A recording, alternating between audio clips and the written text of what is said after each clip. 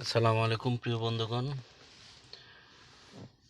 আসলে আমার ছোটবেলায় একটা শখ ছিল গান গাওয়া। তো টেপ রেকর্ডার থেকে গান শুনে শুনে এই মুখস্থ করতাম, খাতায় লিখতাম।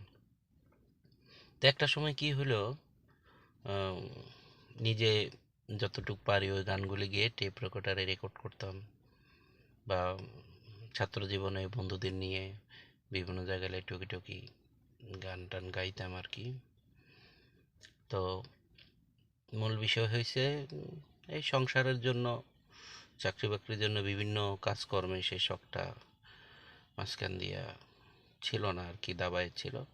তো এখন যেহেতু আপনাদের সাথে আবার ফেসবুকে অ্যাড আছি, তা আমার যতটুকুই জানি চাচ্ছি বন্ধুদের কাছে শেয়ার করার জন্য। কি বলেন আপনারা?